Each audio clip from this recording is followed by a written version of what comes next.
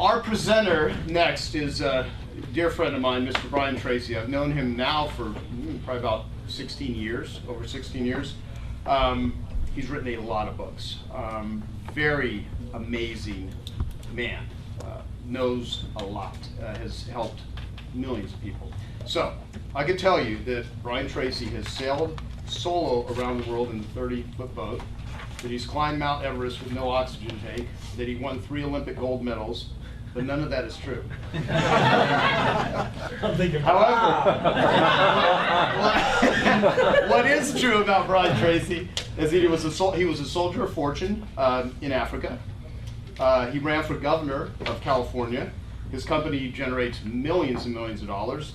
And he's spoken to over 5 million people at over 5,000 events. And he's going to talk about how to build a great business. This is one of his many books, Now Build a Great Business, that he did with Mark Thompson. And so I want to give it up for my dear friend, amazing speaker, and great coach to so many millions of people, Mr. Brian Tracy. Thank you, Joe. Thank you so much. Thank you. Awesome. Well, thank you. It's an honor to be here with you. I, like Joe, like Joel, I've dedicated my life to being a small and medium-sized entrepreneur, and I've devoted the second half of my life to helping other people to be successful small and medium-sized business owners. And Carl Schramm of the Marion and Ewing Kauffman Foundation, the preeminent foundation on entrepreneurship, wrote an article in the Wall Street Journal 2 days ago. And what he said was that there have been very few empirical studies into what actually makes a successful business. That most of what is taught in the entrepreneurship faculties of the universities is nonsense. In fact, he said that there's something like 1,687 professors of entrepreneurship, and their primary focus is drinking their own bathwater and telling that entrepreneurs have to have a business plan. And if you have a business plan, you'll be successful. And they spent 2 years in their faculties teaching people how to set business plans, and 49 out of 50 businesses are started without a business plan, including some of the most successful businesses in the world today. So we are now just starting to learn what we really need to do to build successful businesses. And what Joe is doing here is absolutely marvelous, because it can save you years of hard work and hundreds, even thousands of hours of hard work to understand how to do it much, much faster, to shortcut. We say there's always a learning curve in anything, and what we want to do is we want to jump the learning curve. We don't want to spend years and years learning what we need to learn to reach a certain level of income. And so I've majored now in the last few years on doing seminars and talking and books and articles and programs for owners and would-be owners of small and medium-sized businesses. Now I've got 45 minutes, so I'm going to have to condense what sometimes I share in seminars for days. But I understand you're some of the smartest people in the world, so that you can take a lot of information in a short period of time. Is that true? Mm-hmm. Yeah. Did anybody not understand the question? So I'm going to try to bottom line several of the concepts. One of the first concepts which I thought was interesting was a little story that was in the papers recently. Warren Buffett, who is one of the richest men in the world, and Bill Gates, who is the richest man in the world, and Bill Gates Sr. were at a dinner party, and the three of them are good friends, and they were talking. And a gentleman came up to them and said, you know, I was looking at you, and you gentlemen are very successful. What would you say is the most important quality of success? And all three, according to a bystander, all three broke off their conversation and turned and simultaneously said, focus. Focus is the most important requirement for success in our fast-moving world today. If you can focus, you can succeed, and if you cannot, you cannot. It's almost a black and white thing. Well, I thought that was interesting, because the way Joe and I met is I put together a program some years ago called the Focal Point Program, which basically brought in business owners like yourselves and taught them to focus. And we spent 3 years going through every single aspect of life. We had 82 exercises that dealt with family and business and marketing and product and service and competition and positioning, and it was focus, focus, focus.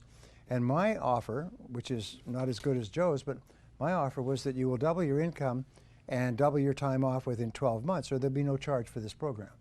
And I never had to give a refund. In fact, many people doubled and tripled their income within 30 days, just by learning to focus and just by thinking in terms of focus. So it's really, really important. I read an article about myself. It was a very successful entrepreneur in New Zealand, and the article was sent to me last week.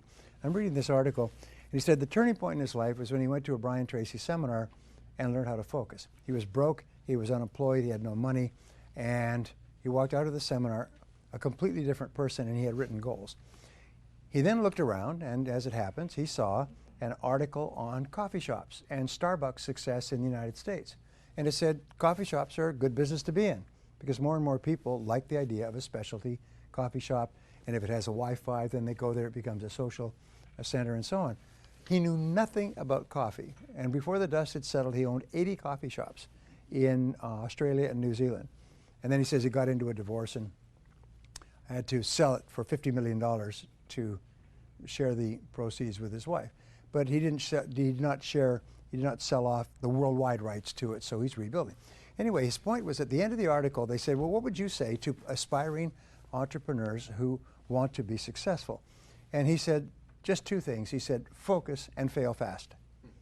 Focus and fail fast. Learn quickly, try something new. And I thought I would just pass that on because it's sort of what I have discovered over the years, is the faster you fail and learn, the faster you succeed.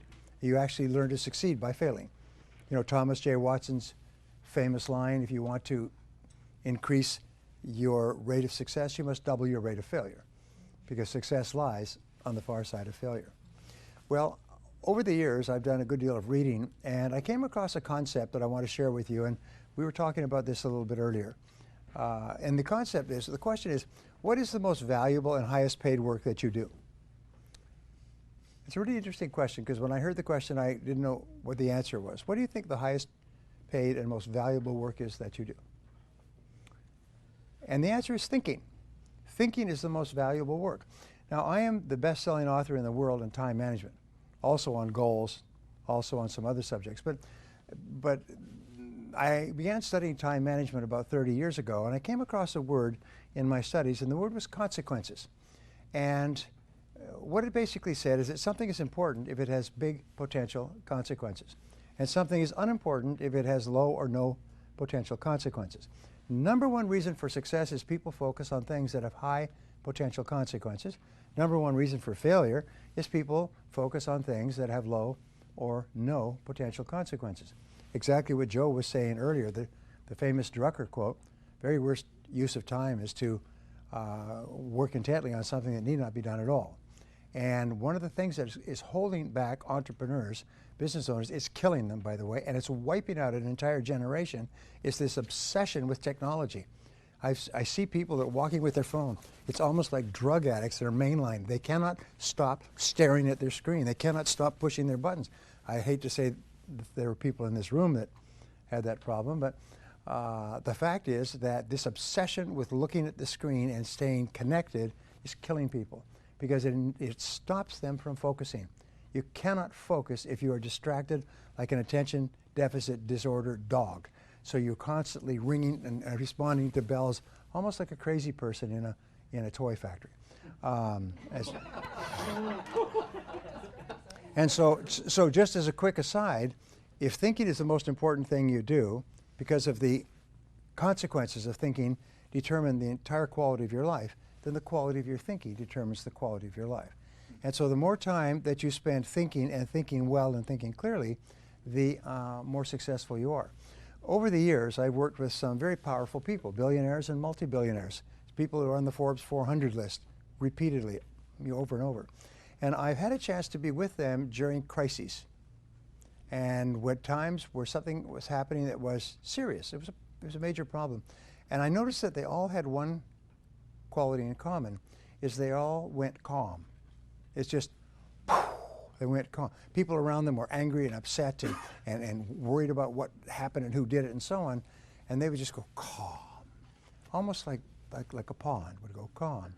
And they knew, and I learned later, I didn't know why this was, I admired it, but I didn't know why it was, is that when your mind is calm, your entire cerebellum, the thinking and deciding brain, functions at its highest level, like turning up all the lights on a dimmer switch.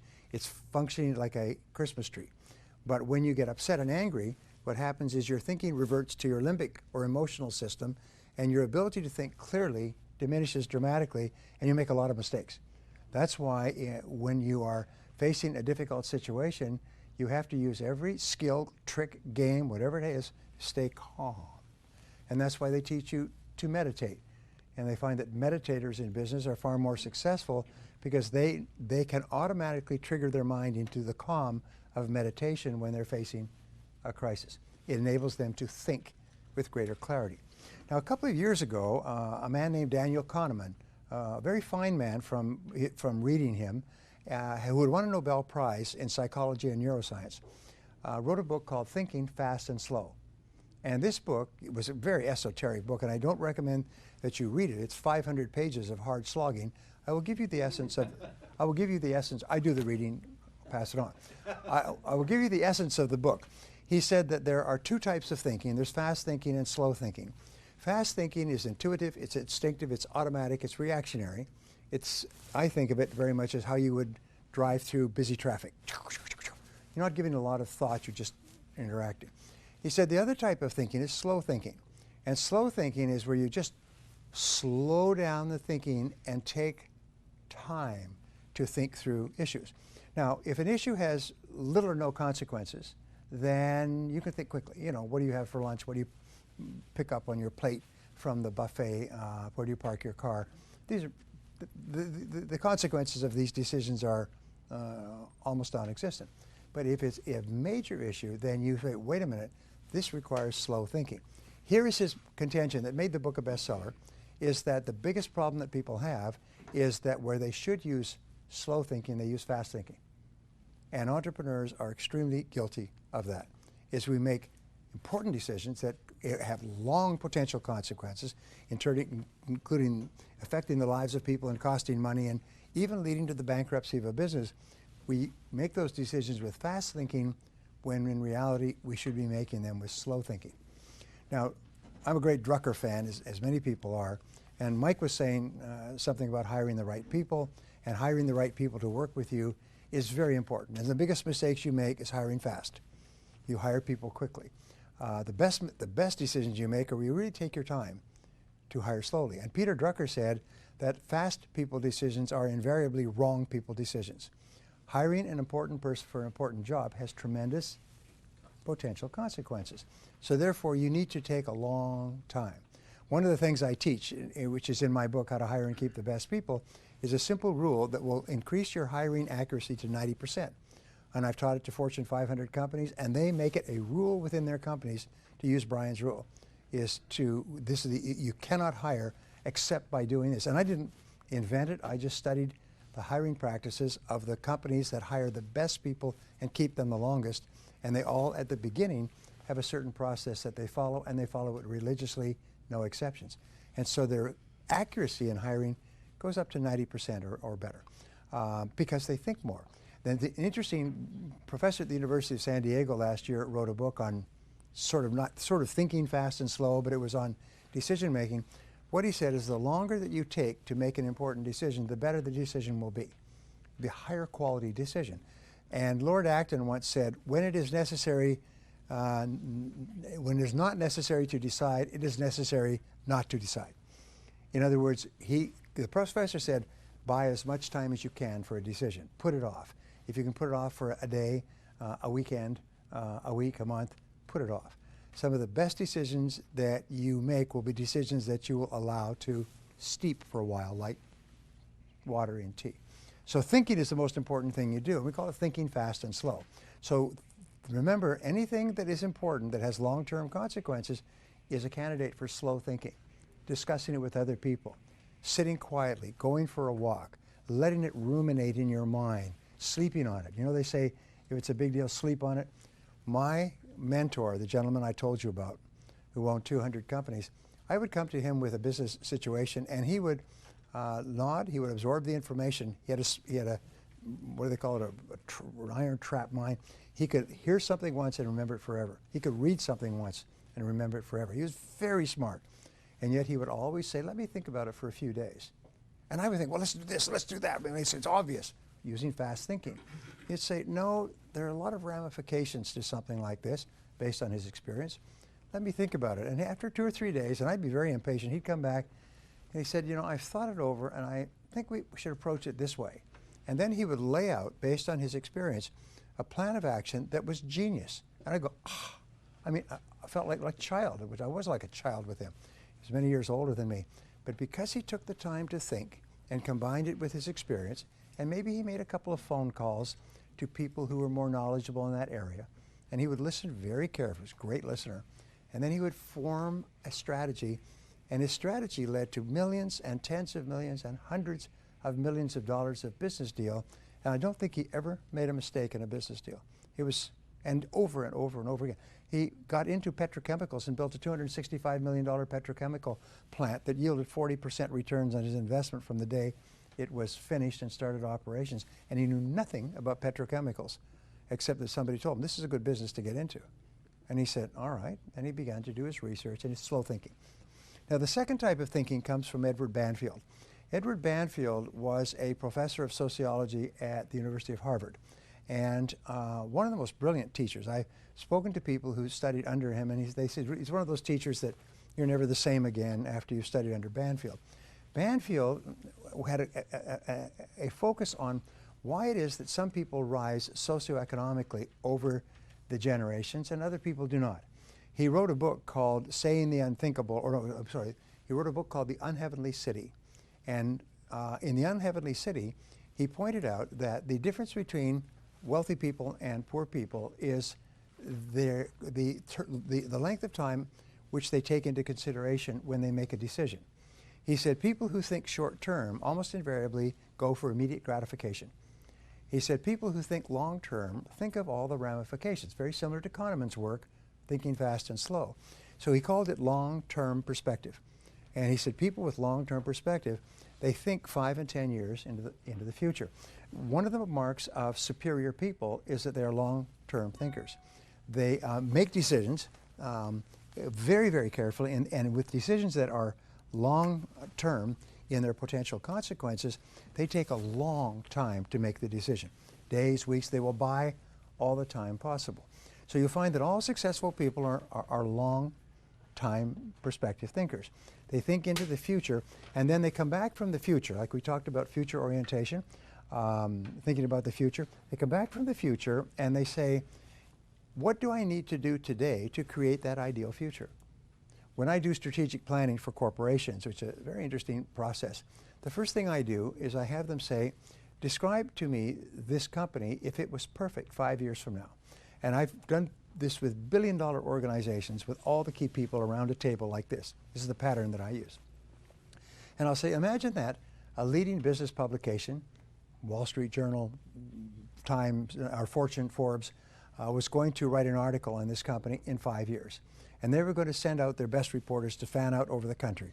They were going to talk to customers and competitors and staff and people and suppliers. And they were going to come back and they say, OMG, OMG, this is an incredible company. This is a fantastic company. This is the best single company in its industry. And they're going to write an absolutely glowing, glowing story on your company 5 years from now. The question is, if that were going to happen, what would you want them to say? What would you want them to say? And we go around the room and we say, what would people say if this was the greatest company in the industry? Best products and service, incredible customer service, fantastic IT, great leadership, best place to work, finest working climate, attractive, best place for people to get jobs at, incredible marketing, great selling, very efficient, high profit, high stock price. Then we go around the room and it's almost like kids at Christmas. What would you like for Christmas?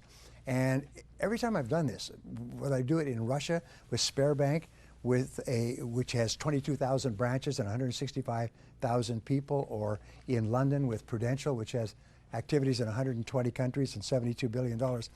Whatever it is, we have this almost like kids, and I write it down, write it down, write it down. I use it on flip charts, and I put it down, and then at the end, when nobody can think of anything else to say to describe this company, if it was incredible, I say, now let me ask you a question. People are settling down. I say, is this possible? And there's always a stop. And they look around at all these descriptions, and they say, yeah, yes, not in a month or a year, but in 5 years, we could have the best products and great leadership and fantastic customer service and great IT systems and beautiful sales and a attractive place to work and the best training programs and the best reputation in the industry and high stock price and increased profits. They go around, everybody says, these are all possible. Right. I said, well, then let's organize them in sequence. What is an input? What is an output? First input, which we'll talk about in a couple of seconds, is really great products and services. So that's something we need to focus on because that's going to determine sales, profitability, and stock price. So what are the inputs and what are the outputs? And that's how we go around and create a strategic plan. And then we just walk through what are the operational steps that we'll need to take to achieve this ideal description of this company sometime in the future. And who is going to be responsible for each different area, and how will we measure success in that area, and what will the schedule be. And everybody walks out of the 2 or 3 days completely wired. And this process, which I just explained to you, which all of you can use, and you could even now probably teach it, really works like a damn. It is absolutely infallible. I've had companies whose goal was to double their sales in the next 5 years, and they increased their sales 500%. And they called me up and they said, you couldn't believe it. Our goal was to go from 20 million to 40 million. We went to 105 million in 5 years with this stuff, because now they're all thinking. And they're all thinking with great clarity. And they're all thinking long term. And we're forcing them to think slowly through each of these key areas. These are the individual building blocks of great business success. So there's 3 thinking tools I want to give you, and then 7 ideas. The first thinking tool, which I start every single one of my MBA programs, and I put together a 3-day MBA for small and medium-sized business owners about 4 or 5 years ago when the economy hit the tank and companies were floundering for survival. So I took everything that I'd learned in my lifetime and put it together in a highly interactive program and called it the Total Business Mastery, the 3-day MBA. And then I realized over time, hey, this is a great product. I could sell this to promoters who could promote it. One of my promoters in Iran sold it to 1,000 people in 3 weeks at $500 to $800 a person and made a fortune. And so I could put it together as a 2-day program. So I created the 2-day MBA.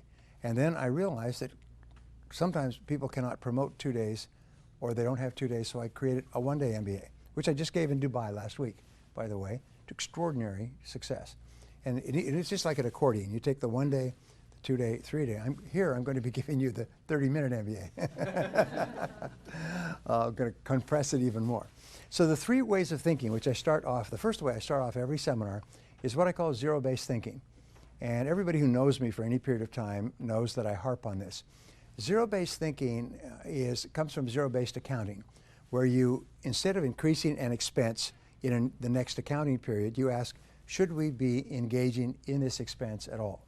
Now with zero-based thinking, you look at your entire world and you ask this question: knowing what I now know, is there anything that I am doing that I would not start up again today if I had to do it over? This is one of the greatest thinking tools I've ever learned, because in a time of turbulence, you always have an answer for this question. Each person has an answer. Some people have multiple answers. There's lots of things that they're doing today that, knowing what they now know, they wouldn't get into today. They wouldn't start them up. Products they wouldn't offer, people they wouldn't hire, investments they wouldn't make. And these are the greatest drags in life. These are sort of like a sea anchor, you know, that you drop it and it drags, it slows down the boat. Well, how do you tell if you have a zero-based thinking situation? And many of you were asked to write your problems, challenges, opportunities. The answer is stress. Is whenever you experience chronic stress, it's something that buzzes around. When Joe's talking or somebody else is talking, you're busy thinking about that. You drive around and you think about it. Keeps you awake at night. It's something that pisses you off. It's something that irritates you and angers you and frustrates you. Whenever you have chronic, which means ongoing, continuous, this is a candidate for zero-based thinking. So you ask yourself the question, if I was not now in this situation, knowing what I now know, would I get into it again today? If the answer is no, the next question is, how do I get out and how fast? How do I get out and how fast? If ever the answer comes back that I would not get into this again today, it's too late to resolve it. It's over. The only question now is, how long do you suffer? How much emotional suffering, how much financial suffering do you make before you walk? And so the most important requirement for practicing zero-based thinking, which a lot of people don't like to practice, is courage. I call it the C word. You need the C word. You need to have the courage to look at every part of your life and say, is there anything that I'm doing that, knowing what I now know, I wouldn't get into? Now, the starting point of zero-based thinking is always with your relationships, and those are both personal and business. Whenever I've given this talk, by the way, within a short period of time, divorces take place all over that city. People go home and say, geez, if I hadn't married this person, I would never marry them again today. And that's what's making me miserable. And many people are working their heads off on the outside to achieve success, but inside they're frustrated and unhappy because they're in a situation that, knowing what they now know, they would never get into. So I call this a quink analysis, and I'm going to ask you to do this for the rest of your life and do help other people do it. K-W-I-N-K, knowing what I now know. Do a quink analysis on everything. Do a quink analysis. In my company, what we say is, we look at every single person and on a regular basis, and we say, if we had not hired this person and they walked in today to apply for their current job, knowing what we now know, would we hire them? If the answer is no, they're gone that day. There's a little rule, by the way, that in one of my books, it says the best time to fire a person is the first time it crosses your mind. And because after that, it's only pain and suffering. And if the longer you keep them in place, the more likely they are to sue you. And the longer they sue you, the more it's going to cost. So therefore, if you find that you've made a mistake, belly up to the bar, have the courage to admit, I made a mistake, and cut your losses. There was a great book by an author called the Zurich Axioms some years ago, and it was Principles of Success. And anybody who's in finance has probably read the book because it's a very successful New York financier. And he was talking about the gnomes of Zurich, whoever they are, and the rules that they go by. And he said the number one rule for success in business, personal life, is cut your losses. When you realize you made a mistake, bad investment, bad hire, bad relationship, cut your losses quickly. And what do they say in Las Vegas? You know, cut your losses, let your winnings ride.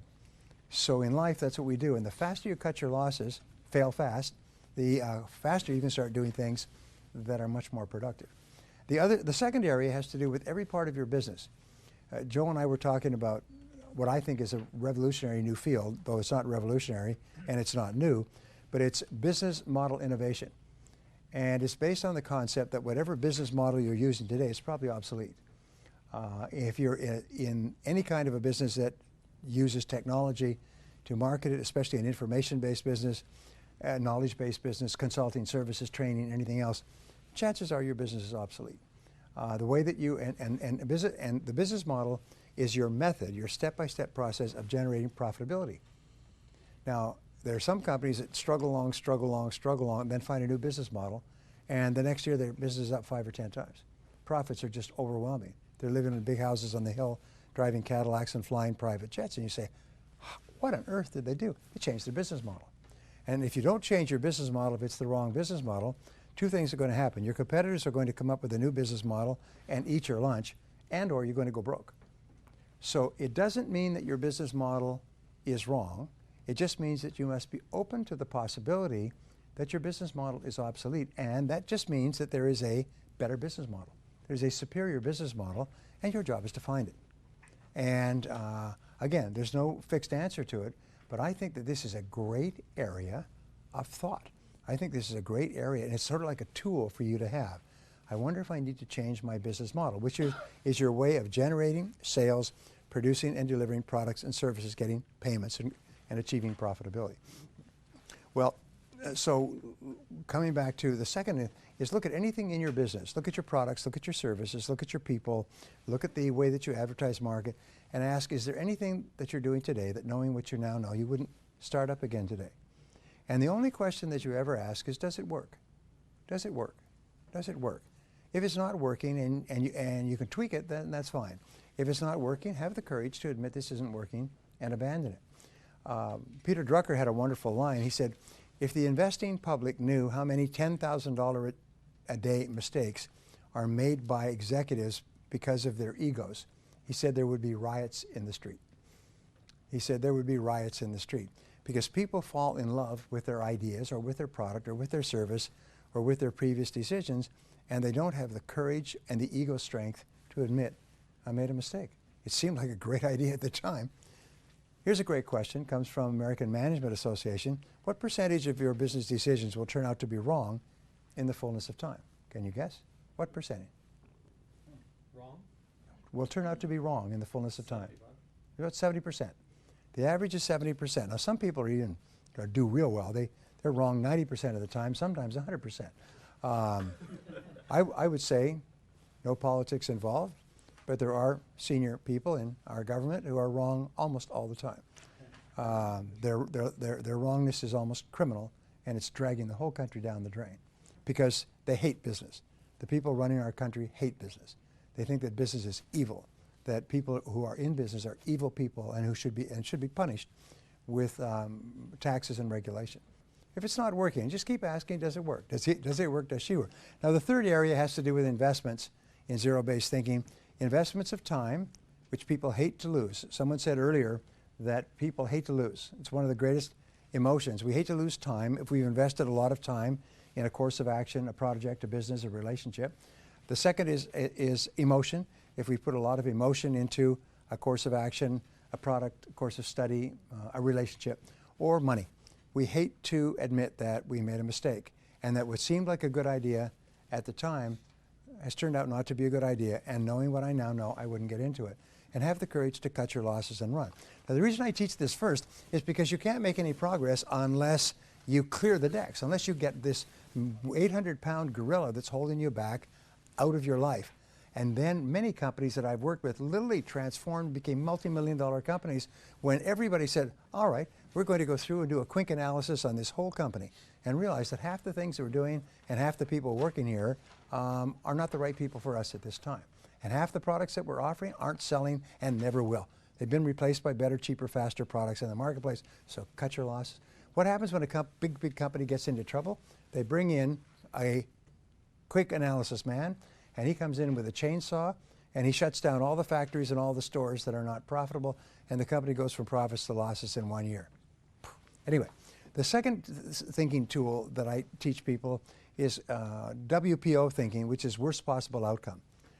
In everything that you're doing, always ask yourself, what is the worst possible outcome of this course of action? And can I survive it if it were to occur? And if not, what could I do to make sure it doesn't happen? One of the number one reasons that we worry about anything in life is because of fear. And when you ask yourself, what is the worst thing that can happen in this particular situation? And then if you can say, all right, if that happens, I'll live with it. Then your worry goes away and your mind goes clear and calm. And now you say, now what can I do to make sure that the worst does not happen? And then you become proactive and you take charge of your life. The third thinking tool, I hope I'm not going too fast for you. The third thinking tool is called the principle of constraints. And it's one of the most important thinking tools ever discovered. It says between you and anything that you want to accomplish, there is always a constraint, a limiting factor, or a choke point that sets the speed at which you accomplish your goal. So I was just doing a teleconference a few minutes ago.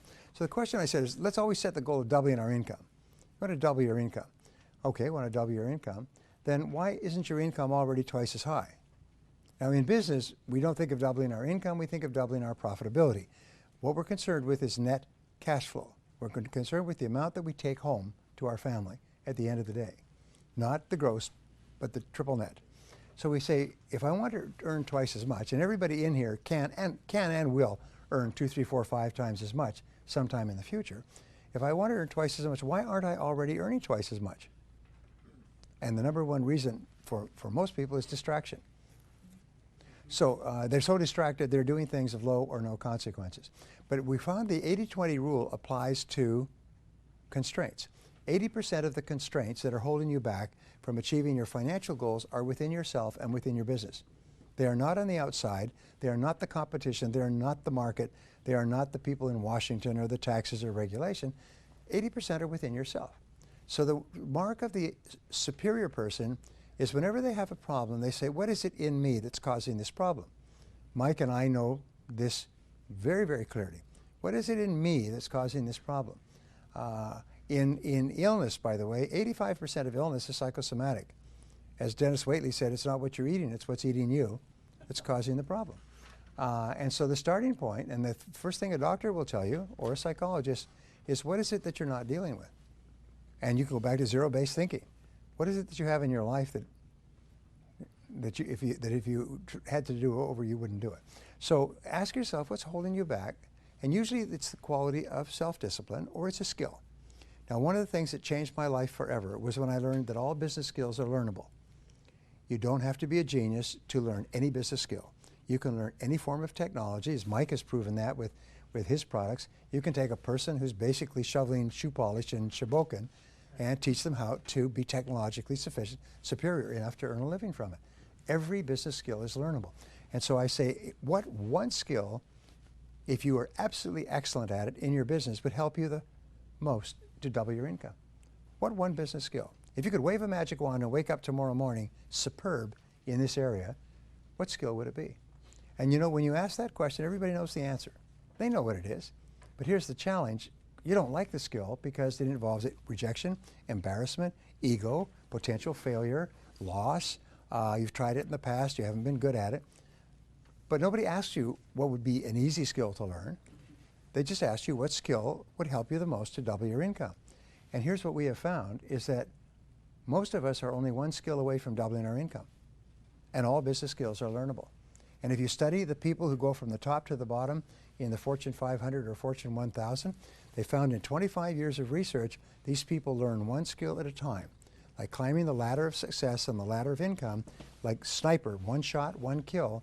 They don't try to learn 50 skills. They learn the one skill, focus, the most important skill, and they get their company focusing on the one skill that can help you the most to generate sales and profitability.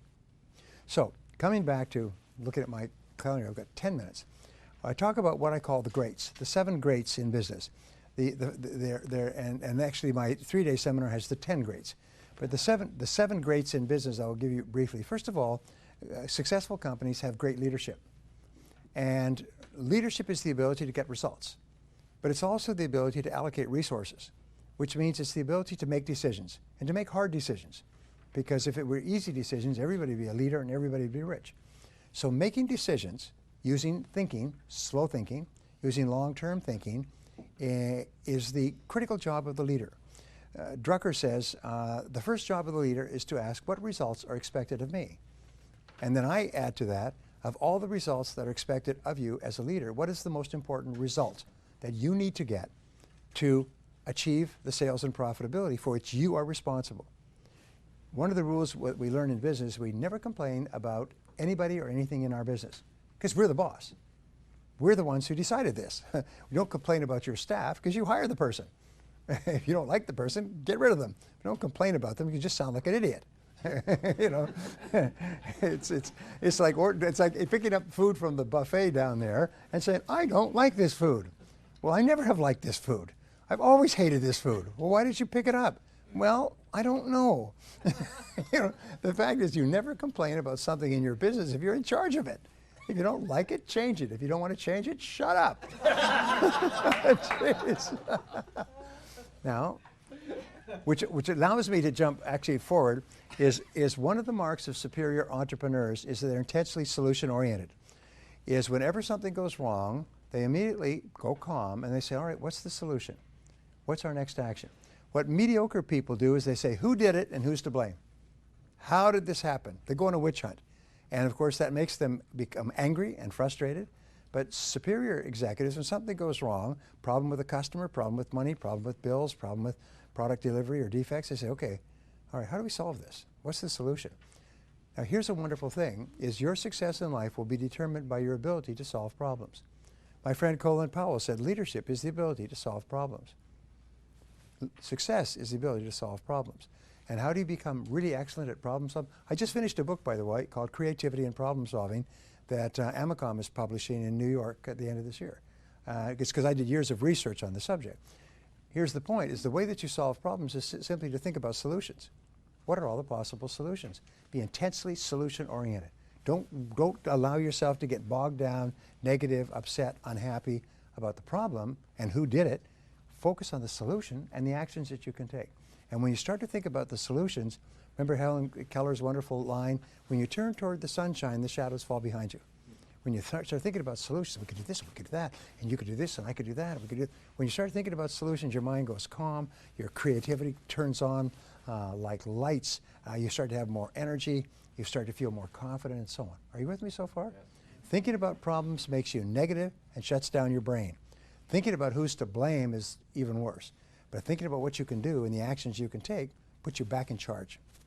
Well, the second principle, and I talked about, the second great is having a great product or service. And this, to me, was and is a revelation. And it's so simple, it stares you in the face. But 90% of your success will be, in business will be to have a great product in the first place. And this is something that many people miss. They think if I have a good product and I pay thousands of dollars and go to really clever seminars, they'll teach me some marketing gimmicks and tricks so I can con people into buying it. And they spend enormous amounts of time and money trying to advertise or market what is a mediocre product. And I had a good friend, Mitch, and Mitch owned 3 first-class restaurants. And he did no advertising for the restaurants, and the restaurants were always full. And when people said, where do you want to go for dinner? Let's see if we can get into one of those restaurants. And so I asked him. I knew him very well because we worked in the same organization. Dr. Allard, my mentor, owned the 3 restaurants, and Mitch was a part owner, and he ran them. And he could just start an excellent restaurant. I said, what is your secret to promotion? How come these restaurants are always full? And he said, we always put it on the plate. I said, how do you mean? He said, we put superb food at good prices on the plate and just stand back. And the restaurants are full all 7 days a week. And I always thought that's the key to success in business. Put it on the plate. Put it on the plate. Put the quality, put everything into the product or service. Now, the Inc. magazine does a story on the Inc. 500, the 500 fastest growing companies in America, taken over a 3-year period, and every year they update it. The last edition, which came out a couple of months ago, showed that the #1 fastest growing company grew 42,500%. 42,500%. Unbelievable, it grew so fast. Others grew 5, 10, 15, 20, 30, 50 times in 2 or 3 years. All new companies, or reasonably new companies, all companies started by people like the people in this room, and they grew 5, 10, 50, 20, 100 times. Wow. What was the key? So they went back and they had outside researchers analyze it, and you know what they found? Is all the companies put it on the plate. Is every one of them was obsessed with quality, and obsessed with quality as their customers defined it. And they were close to the customer. They were locked tight to the customer. As I was sharing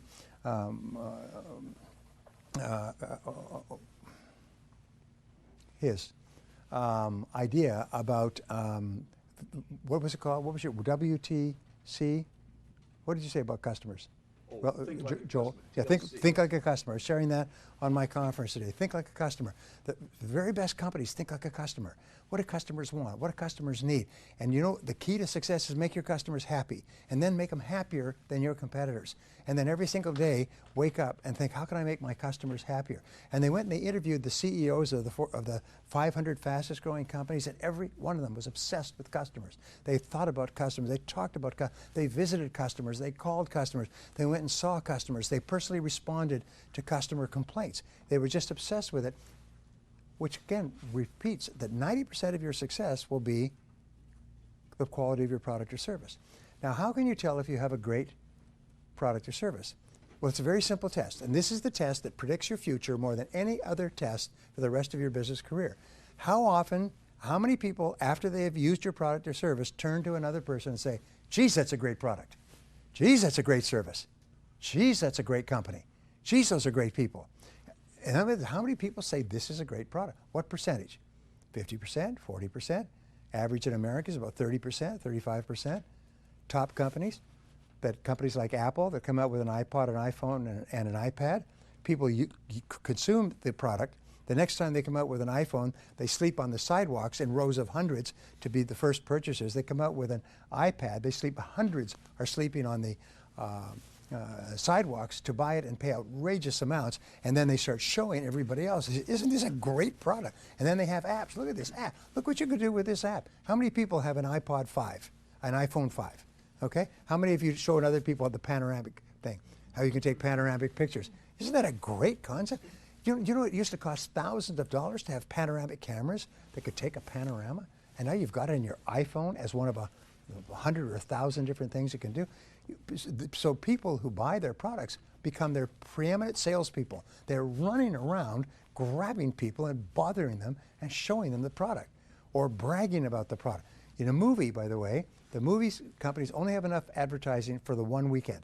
They could take big ads for one weekend to get people into the theater quickly. After that, the movie will either grow or die by word of mouth. And your movies that are successful, by word of mouth, everybody's talking. Have you seen that movie? You've got to see that movie. Honey, I just heard about this movie at work. Let's go tonight. You weren't even planning to go to a movie. And you go there on Tuesday night and the theater's full. Have you had this experience? You see, and everybody's talking about it. The most important key to our success. So go back to the Inc. study, and I'm looking for corroborations. In the Inc. study, they had researchers say, what is the very best place for a company to invest if they want to increase their sales and profitability? And the answer came back after looking at everything else is invest in improving the quality of your product. Invest in improving the quality of your product.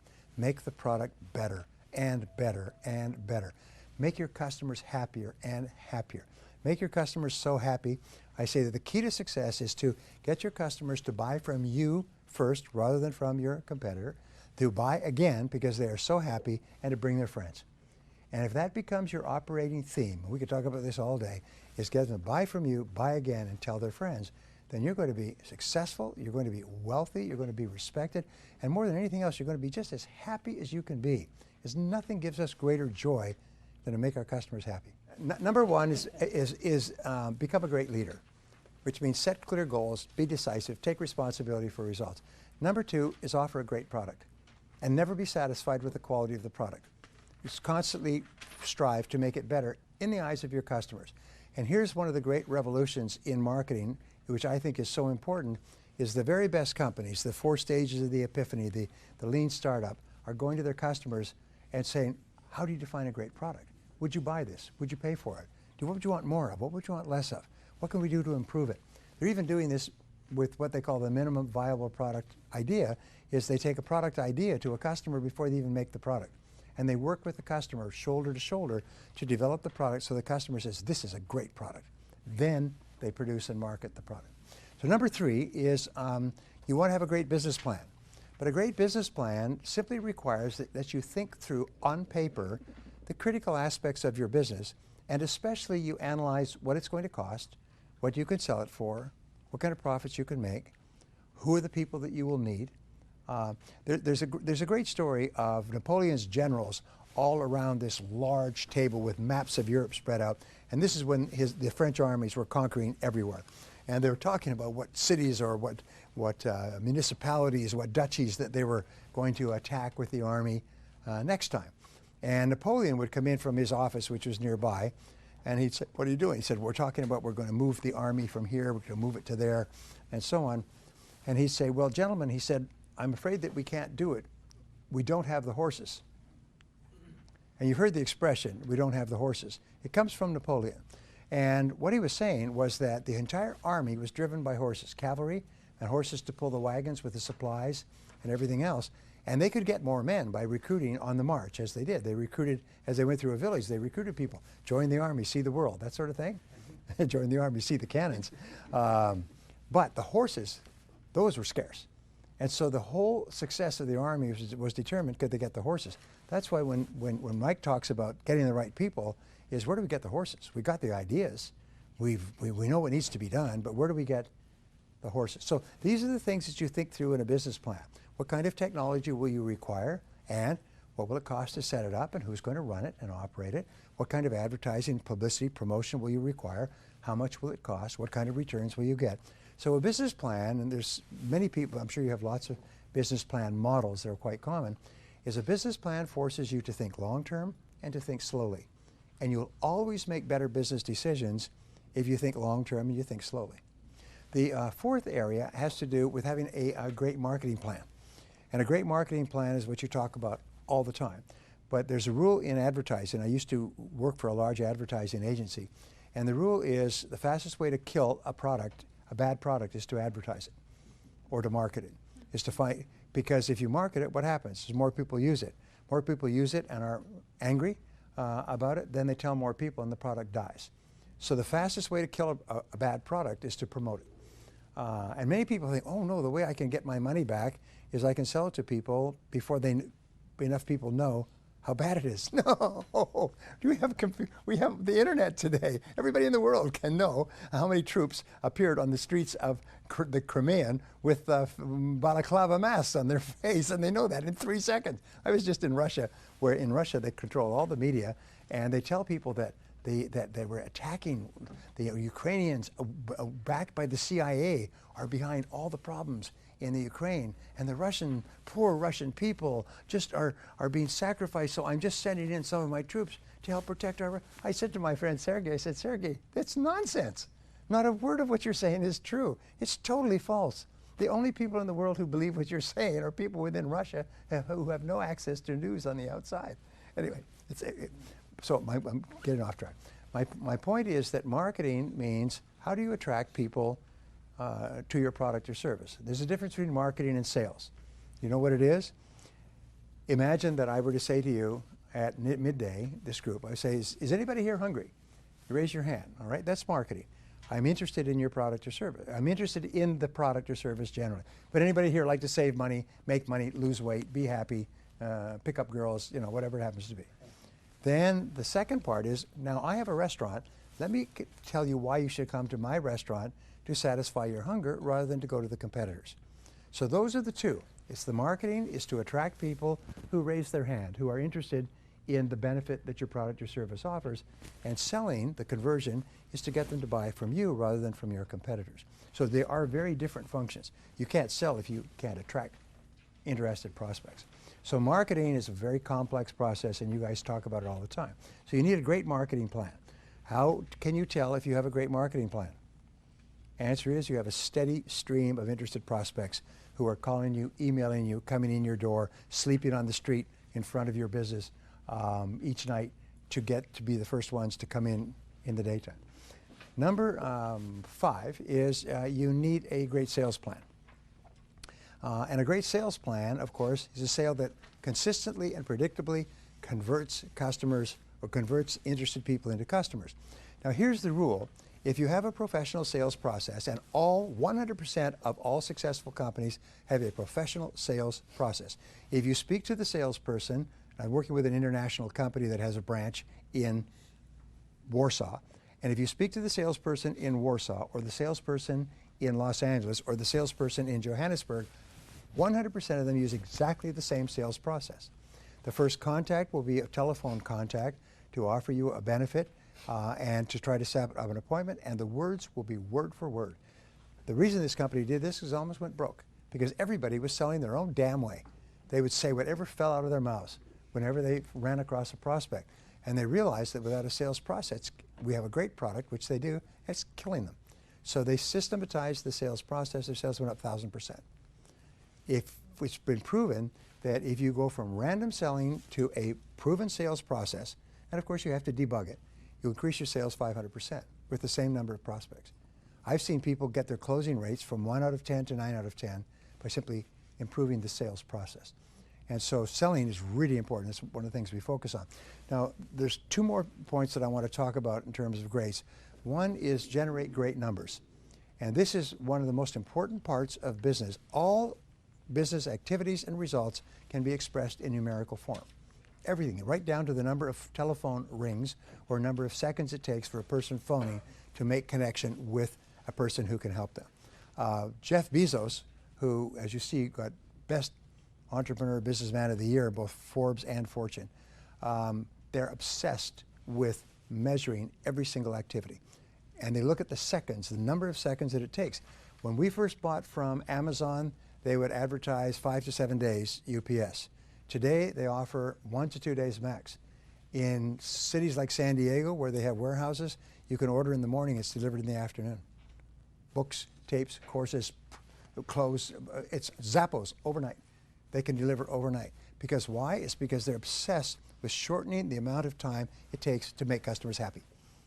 And the shorter the time, customers really value speed, and they'll pay top dollar for someone who'll make them happy faster. They've determined that. So look at the numbers. And the question is, what are the most important numbers in your business? What we teach in our longer courses is about 35 numbers in any business. Some of them are unimportant, some of them are extremely important. And there's 5 to 7 of those 35 numbers that are the A numbers, and then there's one number that's the most important number of all. And we call this, or Jim Collins, who wrote Good to Great, calls it the economic denominator. And when I started doing my coaching programs with entrepreneurs, one of the first things we taught was to identify your number. What is the most important number in your business? The number that most accurately predicts your success and your future. And most people get it wrong the first 3 to 5 times. What is your number? What is your most important number? The number that you just basically obsess with all the time. And one company went from struggle, written up in Entrepreneur magazine, went from struggling to bankruptcy. And then a friend of his asked him, what was your number? What was the number you were focused on? Well, we weren't focused on any number in particular. We didn't even hardly keep track. So they were just selling by gosh and by golly, and at the end of the day, they were bust. He had to go home and live with his mother at the age of 26. So he said, no, you have to pick a number. So he sat down and he said, and he picked a number, and it's called net contribution margin. In other words, exactly how many net dollars and cents do we make from each sale? And then we compare those sales, and that's after 100% of every expense of cost of customer acquisition and lead generation and delivery and everything else. And then they compare those against the others, and they re-emphasize. In other words, net contribution margin.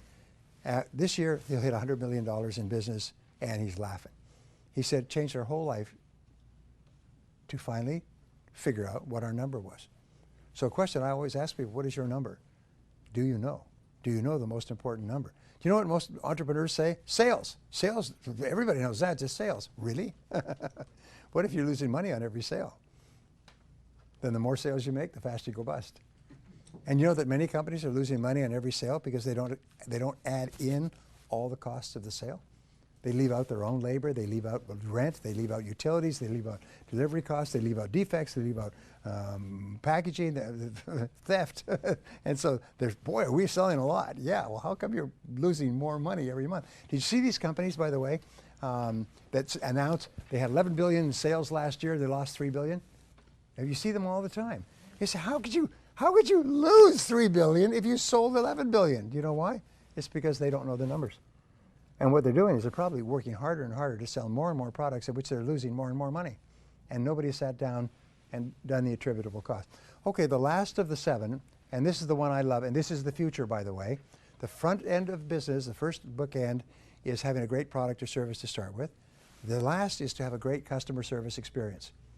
And I cannot tell you how important this is. This is what Joel and I have worked on all of our lives. Make our customers so happy at the beginning and so happy with the product and happy afterwards. It's the key to repeat business. It's the key to rapid growth. Every successful company, without exception, is obsessed with taking good care of their customers once they get them. And if they have a customer complaint, the head of the company doesn't sleep at night. They are so upset about customer complaints. They'll go out and personally visit them. The company president will phone an unhappy customer and talk to them because they consider customer happiness, like Tony Hsieh, to be the most important thing in the world. What Tony says is that we're not in the shoe business, we're in the customer happiness business, we just happen to sell shoes. And if we were selling something else, we'd still be in the customer happiness business. What was that worth to Tony? Sold it for, his idea translated into Zappos sold it for $1.2 billion and took home $350 million. Not a bad idea. Make your customers happy. Does it work? Yes. How often does it work? 100% of the time. So you'll find that the very best companies, the ones that you really like and want to go back to, are the companies that make you feel happy. They make you feel good as a result of having done business with them. They take good care of you. And as a result, you go back over and over again and you bring your friends. So those are the 7 greats that we talk about here. Great leadership, great product or service, great marketing plan, great sales plan, great numbers, great business plan, and great customer service plan. And if you have those, here's the interesting thing, is if you're missing one of them, it's like dialing a 7-digit number. If you miss one of them, your company will go broke. Miss any one of them, get them wrong, get the wrong answer, or miss it completely, then your company goes broke. So now we know scientifically, basically more and more of exactly what you have to do to build a high profit business. And the wonderful thing is it's all learnable. you can learn any one of these skills. Anything I just explained to you is as simple as ditch water. All you have to do is just say, ah, and what is it? You think. Like, yeah, I could do that. I could do more of that. I could improve that. We could do that. So I hope this has been helpful.